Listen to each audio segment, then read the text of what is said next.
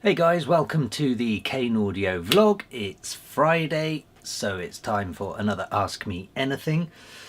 Usual rules apply. Ask me anything below this video and I'll get back to you answering the question in next week's video. Before I get started, house admin, we're now back into normal work mode. So I haven't forgotten the AMA this time. Do you know what, it's just been a mad week trying to get stuff done and I can't think of what I've even been doing. Studio update. I've now changed my mind again. If you remember, I was going to build my own studio in the garden from scratch because I couldn't really find a design that I liked. I sort of priced it up, and either way, you know, it doesn't matter whether you're buying an off-the-shelf garden office and then acoustically treating it or building it yourself from the ground up. It kind of didn't, I guess you get more bang for buck when you're building it yourself.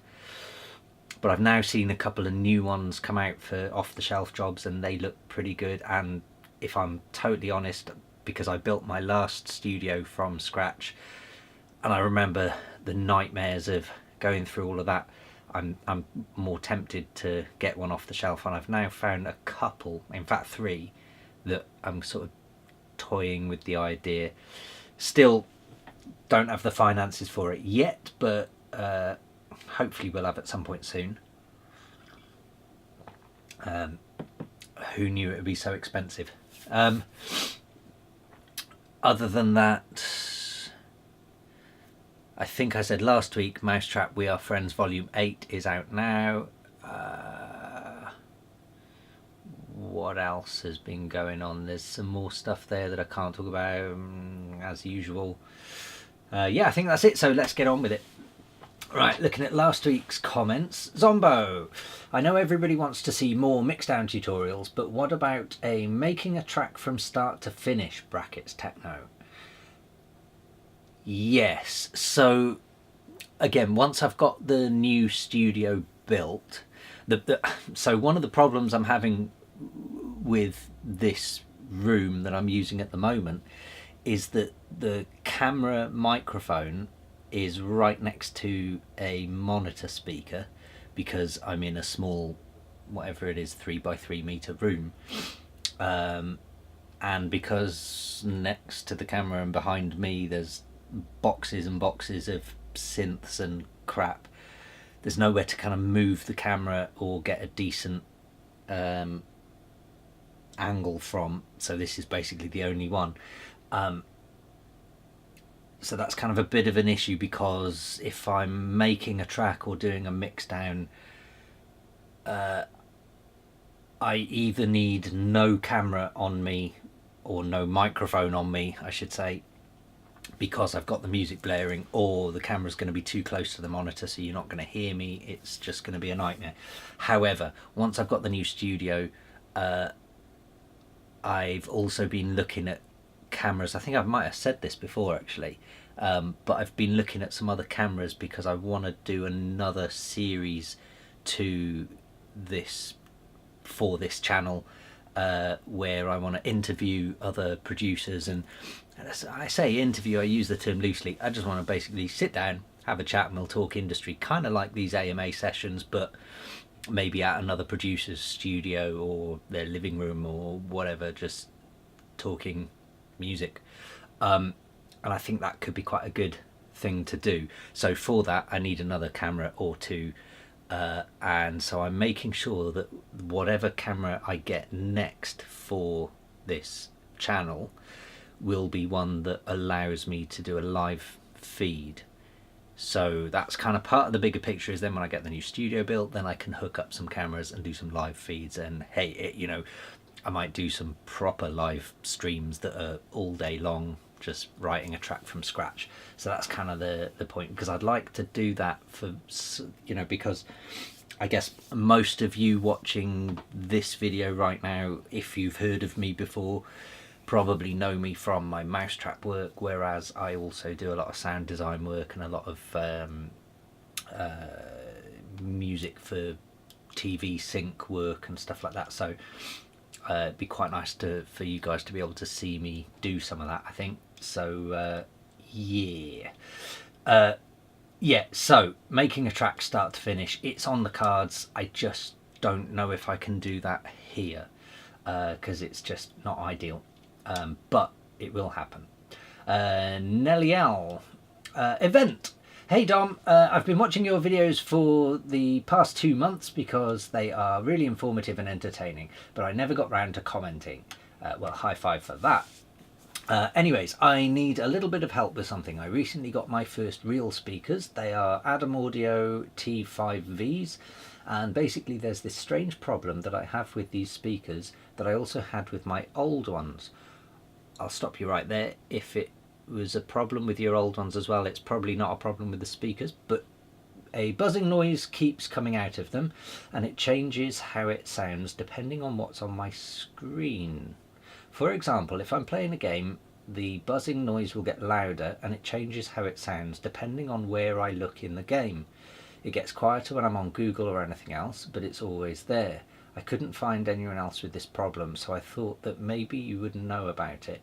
I should also probably mention that the speakers are plugged into my motherboard on the back of the PC, so maybe that's got to do with it. Yes, it's almost guaranteed to be to do with it being plugged into your motherboard. However,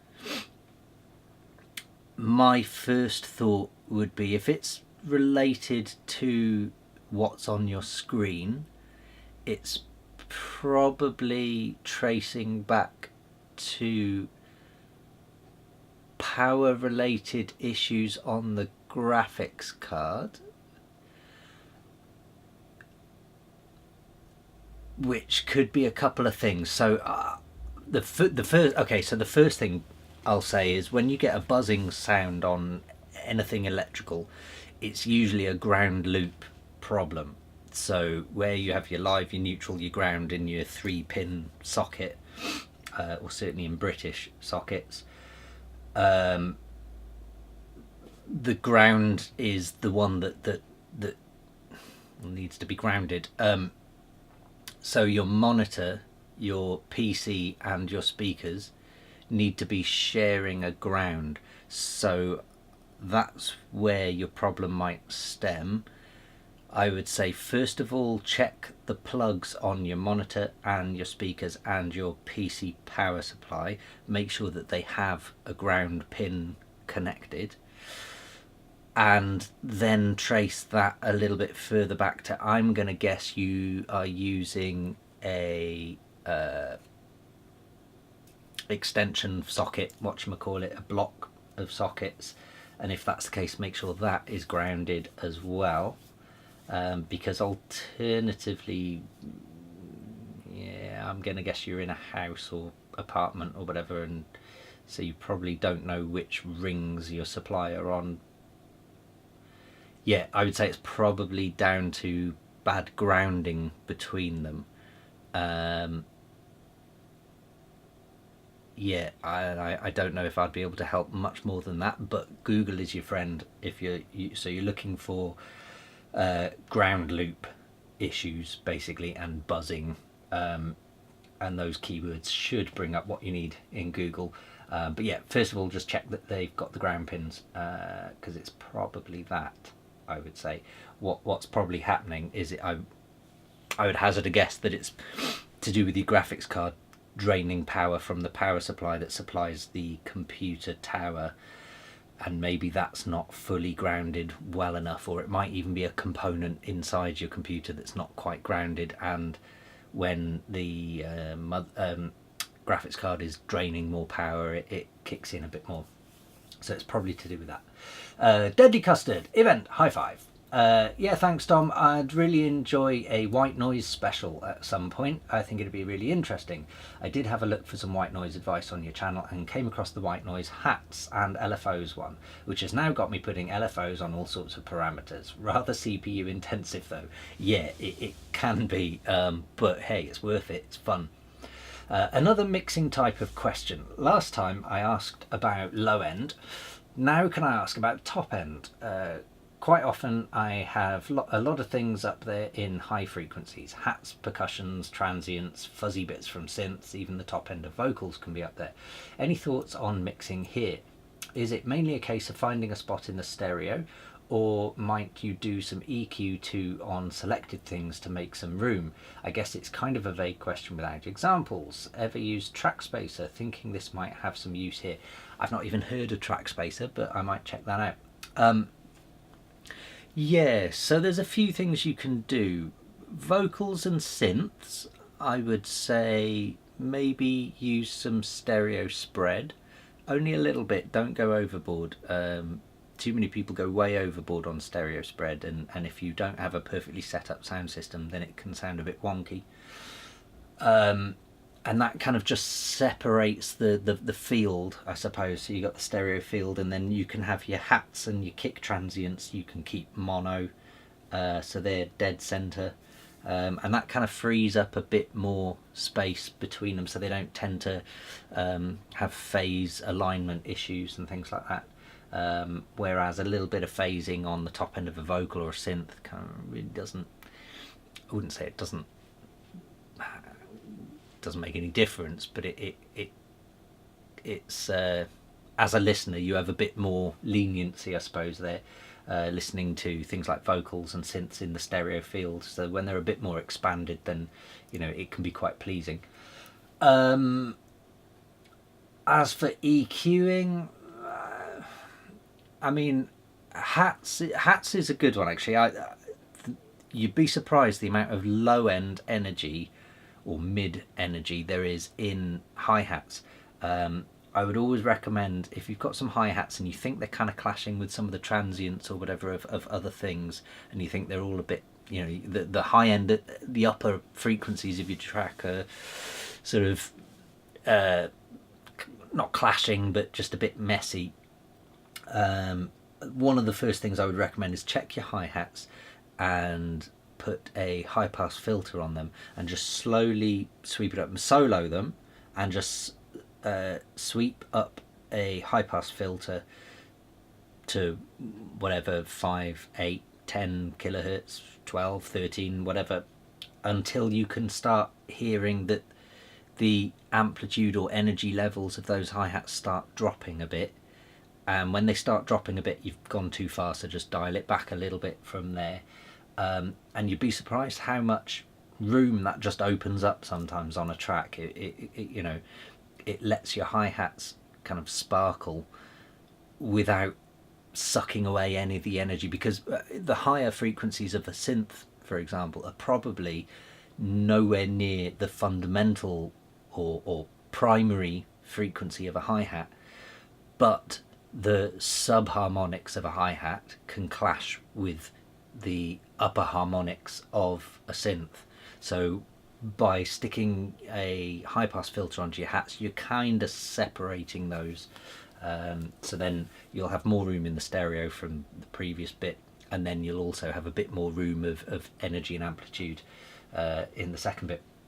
That's probably a good place to start. Other than that, I mean, I wouldn't EQ synths necessarily. I mean, I can't think of a time where I would ever EQ a synth at all, apart from if you have a bit of muddiness at, say, 300 hertz or something like that.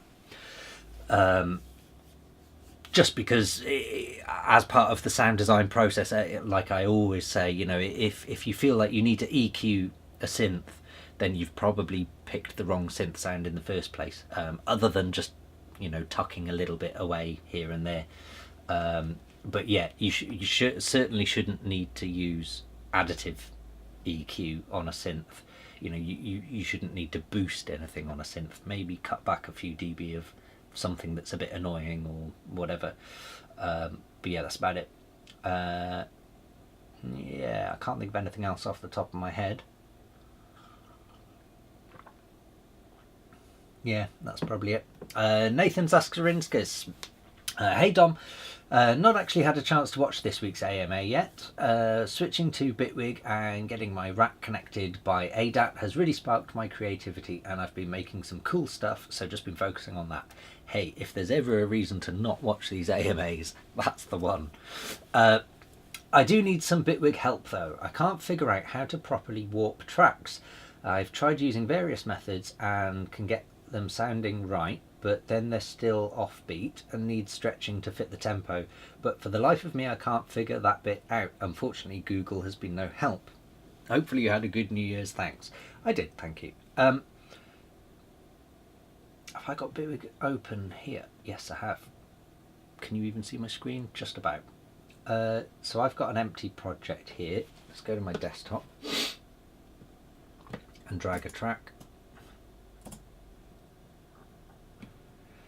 I mean, so your question is warping tracks, stretching to fit tempo.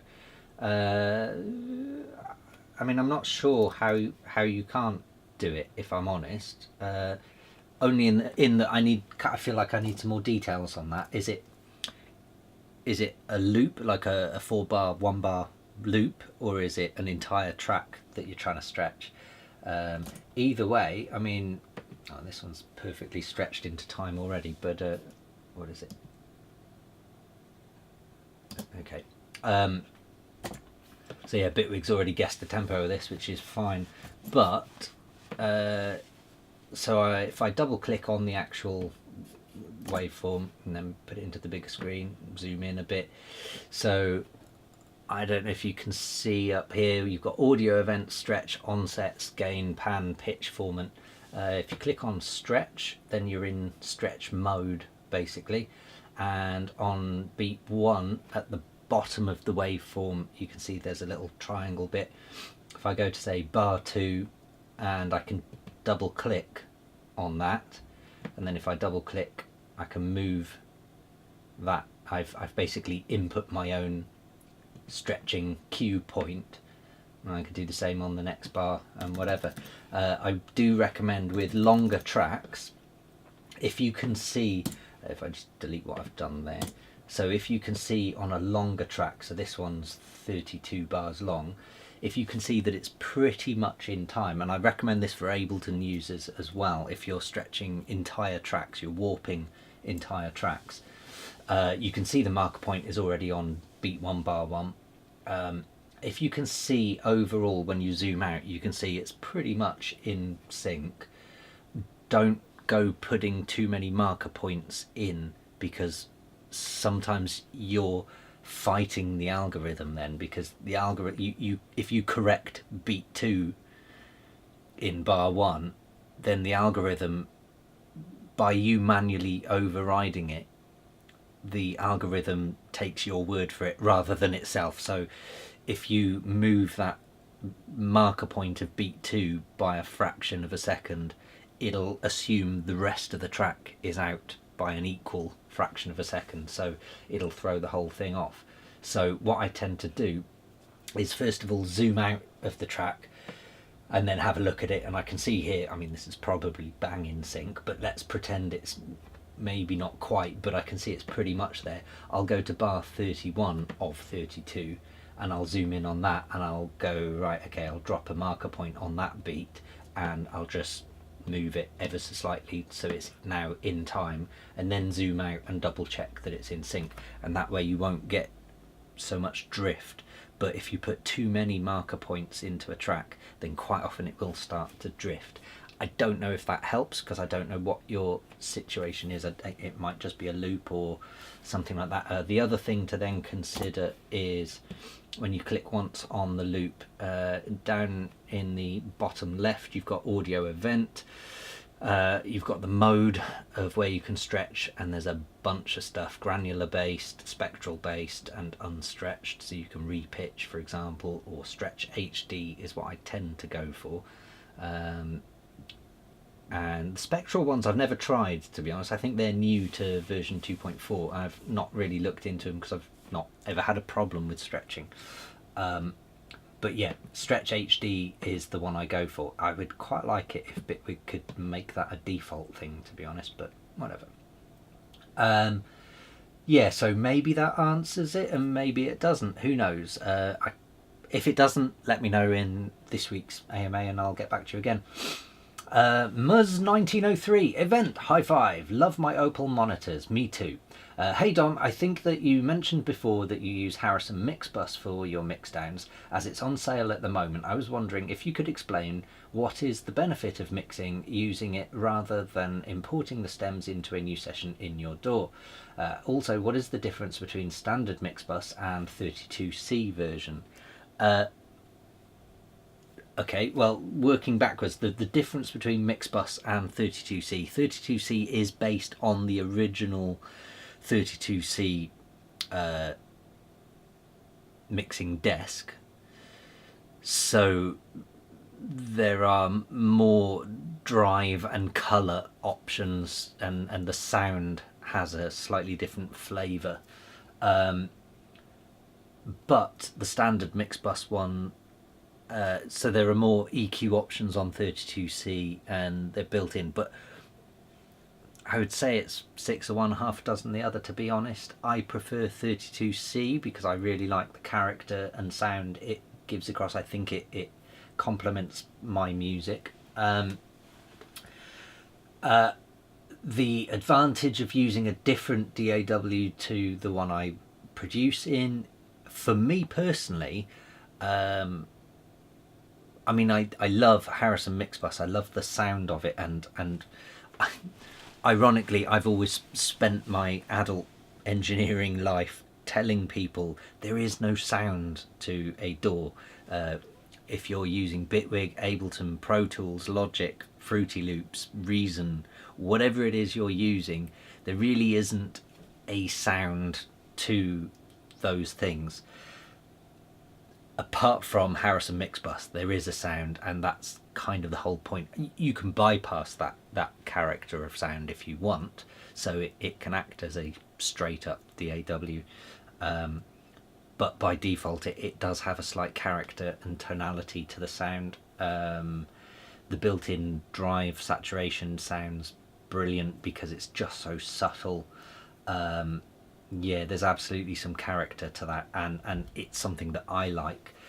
I'm not, you know, I don't think I would tell everyone to go out and buy it for that specific reason, but I would definitely tell everyone, go get the demo, try it out and listen for yourself. You know, export some stems of a track that you think you've already nailed, import those stems to whatever your usual DAW is, and then import the exact same stems to Mixbus and have a listen, and if it works for you, get it. If it doesn't work for you, don't get it. So that's kind of an advantage, but also kind of a disadvantage depending on whether it works for your music or not. For me personally, I just like to use a different workstation. So until I got involved with Harrison Mixbus, I was using Pro Tools, which I would strongly recommend nobody on earth buys. And again, there was no specific reason for me to use Pro Tools other than the fact that it was a different workstation. You know, for me personally, I think because I'm both a sound designer and a producer, I pay a lot of attention to the sound design and production. So as I'm writing a track, I'm constantly listening to the sound design and the overall production values of it, and I struggle to focus on a mixdown because I get distracted by the sound design and production. So, you know, it could be something simple like an automation line that I'm sort of thinking the curve isn't quite exponential enough or isn't linear enough,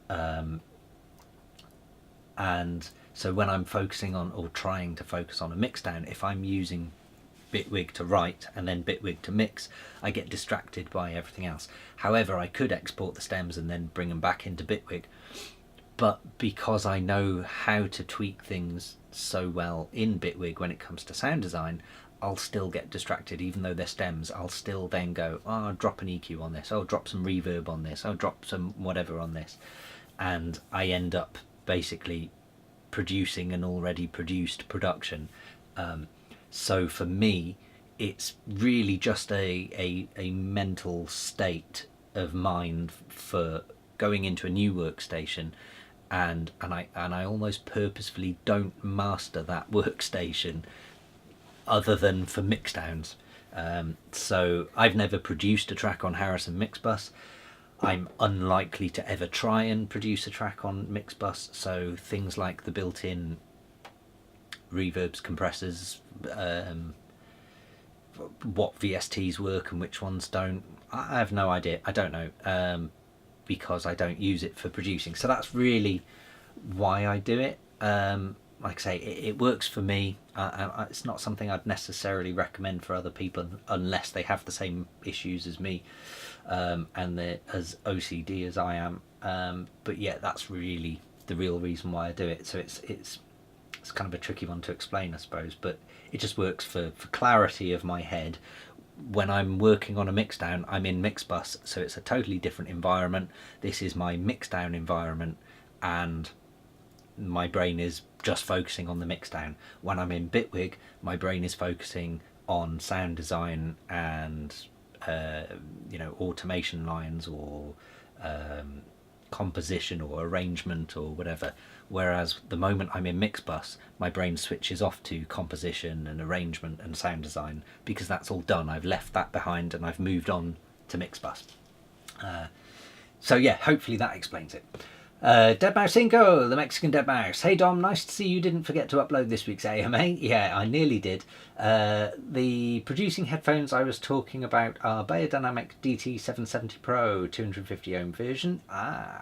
You said in one of your videos that those headphones are excellent. I did, and I still stand by that. And I hope I will fix my mixing on them, since I cannot afford myself proper studio monitors and my room isn't acoustically treated. So one day maybe, I hope.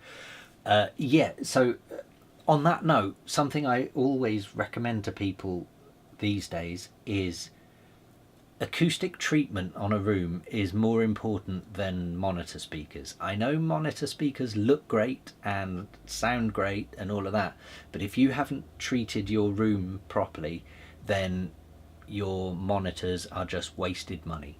It's as simple as that, to be honest. So yeah, if you haven't got an acoustically treated room, forget monitors. And if you haven't got monitors anyway, then headphones are the way to go. And if you're going to be mixing on headphones, I would probably still recommend the DT770, because they're the only ones in my experience, and I haven't tried hundreds, but they're the only ones in my experience that are closed cans and offer a good transparency across the frequency range. At the end of the day, no headphones are perfect, but if you're on a budget, I mean, clearly if you're spending £5,000-10,000 on a pair of headphones, then you're going to get some great headphones. But if you had £5,000 or £10,000 to spend on headphones, my guess is you could acoustically treat your room as well and have some decent monitors. So what was the actual question? Oh yeah, that was it. It was because you were struggling with a mix and it didn't sound quite right on other sound systems. So yeah, so my advice still is just, it's kind of a case of just getting used to, and you know what, it would be the same if you were using monitor speakers. Some monitor speakers have a little spike around, say, 100 hertz or 150 hertz, because they try to make bass sound bassier. And it's a case of learning that. And some rooms, if they're not acoustically treated, will have a massive spike around 100 hertz, 150 hertz, because you get standing waves. So I don't think your problem is unique to headphones. I think it's just a case of practice, really. Listen to your productions on as many different sound systems as you can, and you'll eventually start hearing things that maybe don't show up in headphones, but you'll remember it after you've done it 5, 10, 15 times. You'll start remembering, oh, I know this frequency band is louder on my headphones than it is in real life, or I know this frequency band is a bit quieter on my headphones, so I'm going to actually just compensate for that and bring the levels down in that area or whatever. Yeah, it is just a case of practice, really. In fact, I'll give you an example. You know, as you can see, I've got decent monitors, decent acoustic treatment. Looks like I hit the 30-minute mark on my camera, sorry. Yeah, so as you can see, you know, in this room, I've got decent monitors, decent treatment. As an audio engineer, I know how to treat a room, even though it's a temporary room. But even still, when I first moved into this room, I've been in this room for what, 6 months now, and it's probably only last month, so let's call it 6 months, it's taken me to adjust to this room, to where now I'm at a point where I can produce a track quite comfortably. And when I first moved into this room, I would send my tracks to a couple of my mates and go, can you check this for me, because it sounds fine here, but I just don't trust this room enough to send it to a label yet or whatever, because I kind of felt like it just didn't sound right to me, and there was something, you know, and I'd sort of be playing with the bass thinking this could be way too loud or it could be not loud enough, and because I don't trust this room enough, I've got no way of referencing that. So I was relying on a few mates who I know and trust, and sort of relying on their rooms and their ears to tell me, oh yeah, that was too loud or too quiet or whatever. So yeah, you know, it's just the way it is. And like I say, it's taken me 6 months, and chances are once I've built my garden studio, it's probably going to take me another 6 months before I start trusting the room properly. Hopefully, because I'll have built that from the ground up, hopefully it'll be a bit quicker than 6 months, but who knows. And in fact, my last studio, I think that probably took me 6 months to really get used to it. And that room was insanely flat. I lucked out with that room. I wish I could say it was down to my skill in building, but I think it was more luck than judgment. Oh, and yeah, I'm not sure what keyword you said at the end. I'm pretty sure it was advent. It was event, so let's go with that. But high five anyway. Have a great and productive weekend. Congrats on your new We Are Friends release. Thank you very much. Finn Fighter. Okay, thanks for the advices. Need to start saving money for better options. You and me both. Eobard Thorn. Happy New Year, and Happy New Year to you. And that, my friends, is it for this week. Yeah, I'm pretty much on time. Hopefully I'll get this video up. So yeah, it's Friday, so everybody have a great weekend. Thank you very much for listening, and I'm gonna say, if you've listened this far into the video, then you deserve a medal as usual, and to prove that you've made it this far in, I'm going to say comment the word keyboard, and I'll see you next week. Cheers.